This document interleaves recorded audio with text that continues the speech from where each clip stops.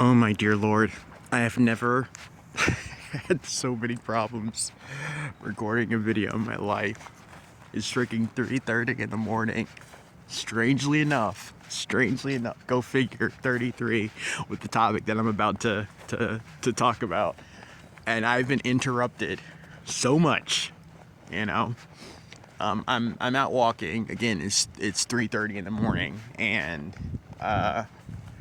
I'm like walking along the sidewalk, and I mean, I've had like a dozen cars. I literally had one guy pull up to me, roll down the window, and he's just like, "Who are you? Who are you?" Can't make this shit up. Anyway, anyway, anyway, how are you guys doing? I'm doing great. I'm doing great. Thank you for asking. I wanted to do a quick video on a topic that is very interesting to me. And that topic is the third political party in this country. Did you know that the first third party system was actually founded with anti-Masonic intent? Yes, that is right, boys and girls. The first third party system, not Democrat nor Republican, was actually anti-Masonic. In the 1800s, okay?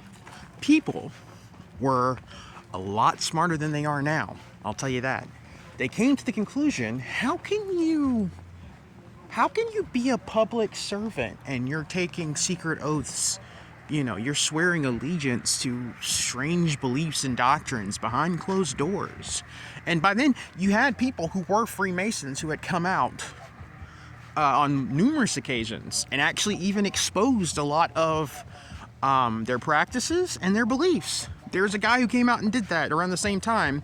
I cannot think of his name, but I think that some of the overall inspiration behind the anti-Masonic movement was actually connected to him, because this guy, I cannot think of his name again, he was just like, you know what, fuck this, pledge, this decree, this, this thing that I've done. I'm just gonna come out and tell everybody what the hell is going on. And he started actually publishing information about everything, Freemason oriented, and he was just putting it out there. He was for the public to see. And he went missing. He was killed. You get what I'm saying? And people were just like, this has got to stop, man. How can you be a president, a governor, a senator, a mayor? How can you swear to uphold the law and to work for the people, and you're behind closed doors, jerking off other dudes and like praying to fucking Satan and shit? Loosely, I'm saying that, but it's not that far off. like it's not that far. Actually, it's really not. That was actually a practice. So it's so screwed up. That was something that like they did in the Skull and Bones. Really messed up, actually. Like, that was one of the initiation ceremonies with the Skull and Bones. That new initiate, and it's all the same thing, people. That new initiates were actually part of the ritual was they would sit in a coffin, lock themselves into a coffin, and masturbate while talking about like all of their like worst transgressions. And the screwed up part is George W. Bush, when he was initiated into the Skull and Bones, who was also a Freemason, his father arranged to be at his ceremony.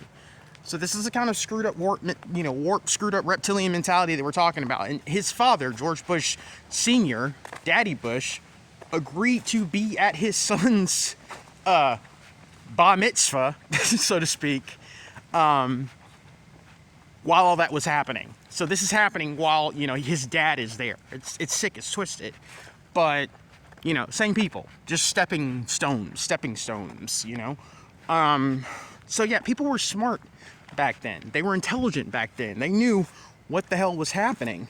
And strangely enough, it gained traction. This anti-Masonic platform gained traction. And in fact, in 1832, I believe, they held 25 seats in the House of Representatives. That's no small feat, people. It's no small feat. And they actually had a candidate that they were running for president. His name is William Wirt. And eventually, though, they lost to Andrew Jackson, who we know now to be a Freemason. And shortly after that, around like 1833, 35, it was between 33 and 35. It was all dismantled. And yeah. But I just find that entire story to be fascinating. It kind of fills me with intrigue and a little bit of hope that, again, people were smart back then. They were like, nah, bro, this isn't gonna fly. Like, get the hell out of here with your shit. I've actually heard about stories where like entire towns kind of would get into like an anti-Masonic, fever. And like, I've heard stories about like preachers getting like run out of town because, it was found that they had, they were Masons. It's like, how can you run our church talking about God and all this shit? And you're like, you're a Mason. Again, people were smart. They were like, no, that's not going to fly. That doesn't make any sense. You can't make these pledges to us, to God, to your country, and this is what you're doing. Anyway, just feel like I'd start my day by talking about something like that. I've been thinking a lot about it lately. And, yeah. I will talk to you guys later. Hope you're doing fine.